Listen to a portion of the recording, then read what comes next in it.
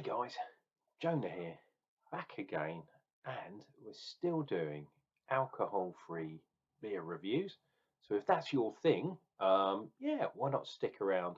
And why not think about subscribing? Because I'm going to be drinking a fair few alcohol-free beers and normal beers as well. So yeah, if you're into beer, this is the place to be. And before I get started, um, good-ish news. I've got some blood tests back, which says my kidney function is not too bad. So I might be, yeah, might be back on the normal beers, or at least give it a go with some light ones, perhaps.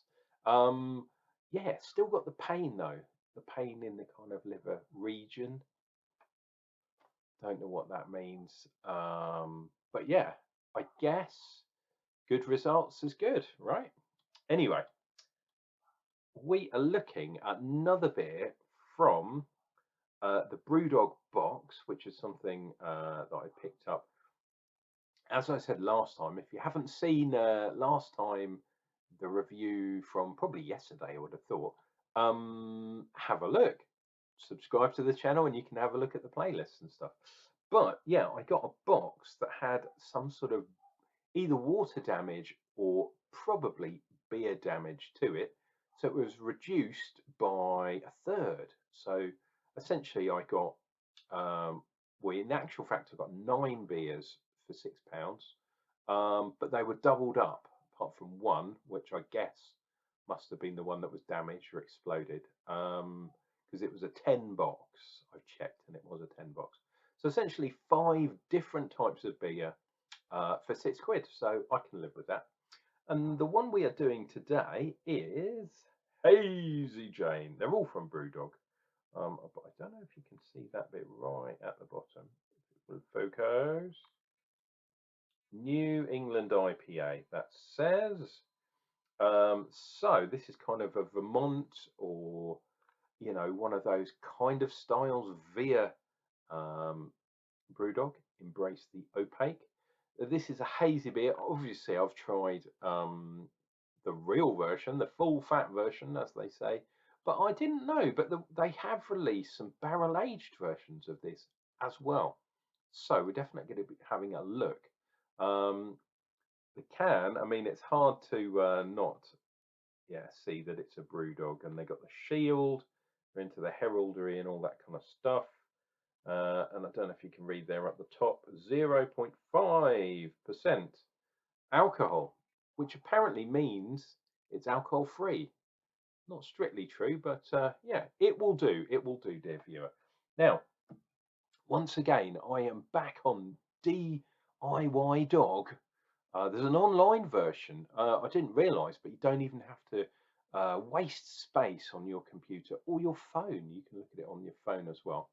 And I'm just using it really to see what the hops are in this, because everything else seems reasonably normal. Although, because it's a New England style, guess what it's got?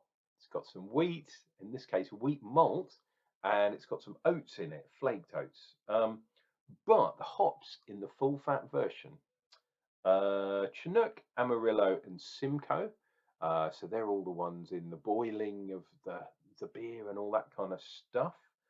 And then the dry hops, you've got Simcoe, some more Amarillo, but then you've got additions of Citra and Mosaic as well. So once again, there is plenty of hops in this bad boy, and I, after yesterday, have got good things. But once again, I don't know if you can see, the can is very bendy, which is well, at least I know it's not going to explode. But yeah, I'm not used to this bendy can kind of thing. Oh, hoppy already. Okay, we have the kind of tulip glass. I'm going to try and force some head because I did quite a light pour yesterday and it didn't really create a head. There we go. You know how we do things. I might even be able to do one of those. Can I do one of those today? Yeah, why not? And that, dear viewer, is probably going to be the label on the front of this beer. Well, if I remember anyway. Oh, hoppy. Definitely Citra in there. And I have managed to force a bit of a head. More than yesterday anyway. I'd say that's a quarter of a finger of head. And it is fast disappearing. So, yeah, the alcohol-free beers do not seem to be good for head retention. And if it does have any oats and wheat in it, that's a shame because it's not going to hang around. So it is light, but it is cloudy. So it's not perfectly cloudy. You can just about see me through there. But yeah, a light haze, shall we say. Oh my God, I'm definitely getting the Citra there. And I'm also getting some kind of tropically things in the background, which I guess is going to be the mosaic. Just checking. Oh, there's Simcoe and Amarillo, so perhaps I'm going to get some orange, but I don't seem to be getting it on the nose. Or maybe that is merging with the other fruits. Yeah, that might make sense. Let's dive in, dear viewer. It's been thirsty work this week. I am doing some more beer reviews, which is why I'm here. But it is Friday now, and yeah, it's going to be a long weekend because of the coronation that's coming up. And I was thinking, should I get some special coronation beers because there are some available, but because I wasn't drinking alcohol, really difficult. No one that I can see has released a non-alcoholic coronation beer, which is a real shame because otherwise I would have drunk some. Anyway, cheers and beers. Welcome to the Long Bank holiday weekend. Let's dive into this one, eh?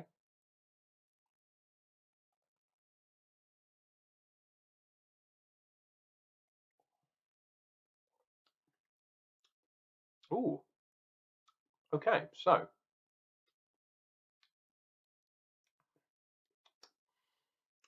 definitely getting a kind of lemonade-y type thing. So it's like a lemon squash, a lemon water.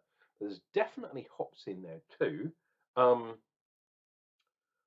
but weirdly, or maybe not so weirdly, not what I had on the nose. There's a little bit of a disparity.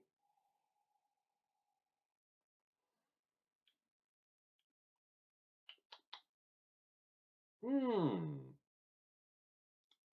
I think, from what I understand, and I'm looking back over here, Chinook is the main hop they're using early boil, and late boil, I guess they're using some more Chinook, Amarillo, Simcoe. But I'm not getting orange. I don't think. I'm more getting a lemon. Maybe there's a bit of that marmalade thing, which is what I usually equate to Amarillo for some reason. Not sure why.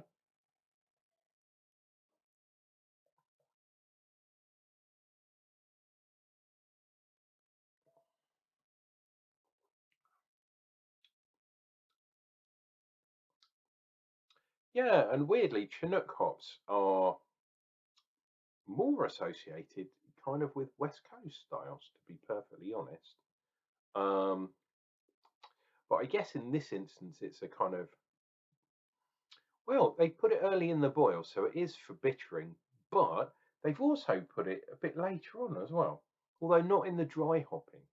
Um, so yeah, perhaps that's why what I was getting specifically on the nose is slightly different to what I'm getting in the actual mouth itself. Um, yeah, it's weird because it is reasonably dry. It's not sweet, but I'm kind of getting a sort of hop lemon barley, which is weird. Ooh, wow, return of the burp. Been been a long time since I had a proper belch.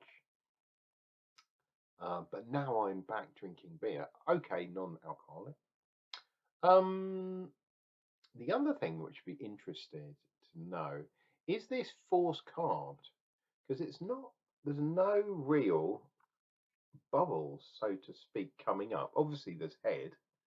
Um, but if this does have oats and wheat, why is it not sticking on the glass? So the head retention, not so good. I think perhaps, yeah, I'm pretty sure the recipes for the alcohol-free beers are not the same. Um, I don't know if they're actually using the same hops. Like I say, I'm potentially getting some sort of marmalade which says Amarillo, but and the Citra was there on the nose. But I don't think they've properly hopped this one as if it was a normal hazy Jane. And it's not as hazy as well, which is weird. The colour's a bit lighter as well, I think. But maybe that's something to do with the haze.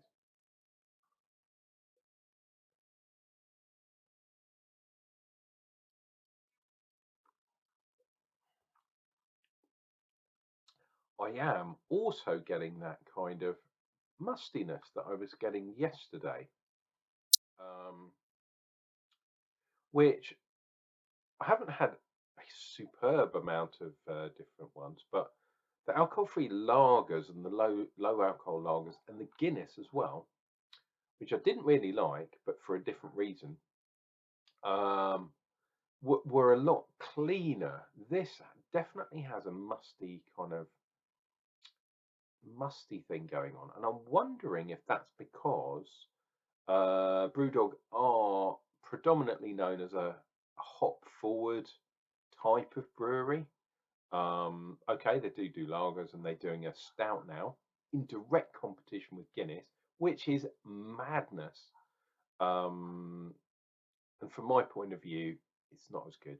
Guinness is much better. Um, but yeah, I wonder if the hops, the interaction of the hops, when there is no alcohol present, or that whether there is less alcohol present, is creating that kind of musty, kind of damp taste as opposed to the dankness that you would do in a normal IPA, like a full fat, full alcohol version. And I believe, let me see, is it obvious to see here? Well, it isn't obvious because I would have told you. Yeah, so the full fat version is pretty strong at 7%. So, or 7.2, it says here on my book. So we definitely have a very contrasting beer, a proper, I would say, double IPA, although it's a New England IPA, a NEIPA of all things, and they've crammed it down to 0.5%.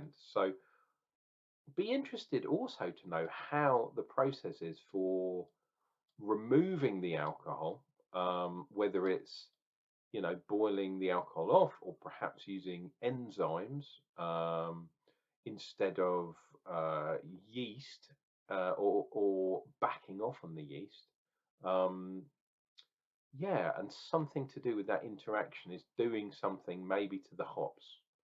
Or maybe I've got a dud batch because they were getting rid of it on the cheap. It's within date, um, assuming this one's the same as the one last time. This one is August. So yeah, well within date. But yeah, I'm saying the Punk AF at the moment is better than the Brewdog one.